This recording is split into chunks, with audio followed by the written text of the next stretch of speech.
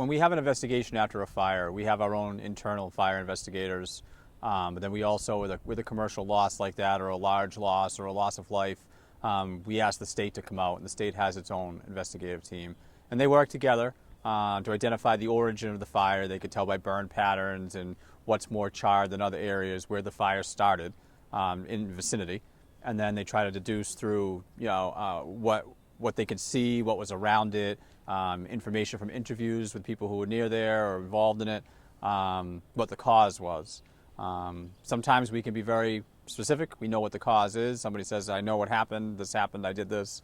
Other times we have to make some assumptions and call it probable, and that's what kind of happened in this case. The origins of the fire were around a chemical tank, and which has electric heaters in it. You could see by the burn patterns that the fire started there, but because of the damage that resulted, it's hard to know specifically, was it this heating element or that heating element, or was it the wires? We know that that was the source of ignition, but which part, so that's why we call it as undetermined with a probable cause, involving some type of electrical issue, whether it be the heating element, wiring, something related to that tank in this particular case. What problems specifically did that fire pose? So that fire created some issues for us. We had the chemicals in there, which are always a problem. And then also that building is a metal building, so it's kind of like an oven. It's designed, it will hold the heat in just by its sheer design. There's not a lot of places for the heat to escape.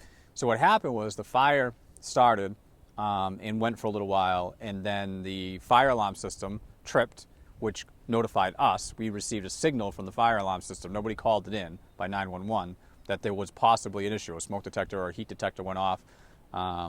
We were out in a medical emergency at the time, so with our current staffing, we had to leave the ambulance by themselves and respond with our 2 firefighters and a fire engine. But sometimes these calls are false alarms, it's a malfunction. But when we got there, it definitely was a fire. The fire had already come through the roof. It was going. The heat inside was very, very high, so we couldn't just run inside with our hoses and put the fire out. So what we actually needed to control the situation and cool everything down was this truck right here. This is a ladder truck, tower truck, and very specifically, there's 2 nozzles on the end of this.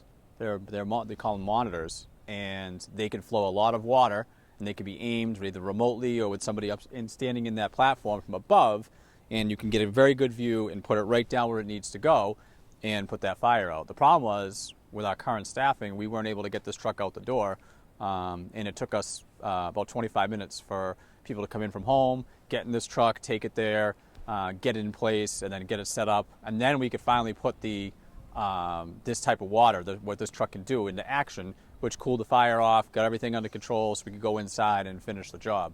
So it's a critical piece of equipment that we needed. It was difficult for us to manage until it got there. We do the best we can. We had great mutual aid help from North Attleboro, Mansfield, Rentham, Norfolk, Bellingham, Foxborough. All these other agencies came and helped us because we just can't do it by ourselves. So, but when you have the right equipment and the right amount of staff, we can really take care of the fire, and we're trained to do so, and it's great when it all comes together. And a lot of people don't understand, especially when it comes to ambulance runs. I don't know, in a fire like that, mutual aid is not free. No, mutual aid, we don't get charged per se for a fire. Mutual aid, North Attleboro or Foxborough comes, they don't send us a bill. But what does happen is, let's say there's a cost to Plainville. If an ambulance call comes in and North Attleboro has to send their ambulance, they're going to bill for that call, and that's revenue Plainville won't get because we couldn't put our own ambulance on it. So that hurts our bottom line as a town to fund staffing so we can actually have this truck be available when a fire comes in and we need it. So there's a consequence to it, but we do have mutual aid agreements for fire-based calls where we don't charge each other typically. We help each other, no cost. We do what we have to do. But it's not free to the departments. If North Attleboro or Foxborough or Rentham have to send staff and then call in people on overtime, there's a cost to help us.